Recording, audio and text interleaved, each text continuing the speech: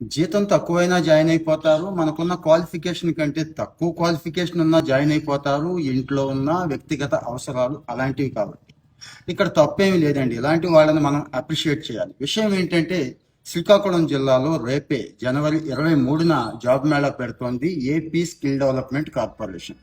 జనరల్గా రిలయన్స్లోను, మ్యాక్స్లోను, కొన్ని చోట్ల అంటే రిటైల్ సెక్టార్ ఉంటుంది కదండి, మంచి ఏసీ షోరూమ్లు ఉంటాయి. ఓన్లీ కస్టమర్ సర్వీస్ ఎగ్జిక్యూటివ్ అంటే పెద్దగా కాయ కష్టం ఏమి ఉండదు, హాయిగానే ఉంటుంది. అయితే ఇక్కడ ఇంకోటి ఉంది, జీతం తక్కువ ఉంటుంది, 10-12 వేలు మాత్రమే ఇస్తారు. అయితే క్వాలిఫికేషన్ కూడా వాళ్ళు జస్ట్ 10th క్లాసే అడుగుతున్నారండి.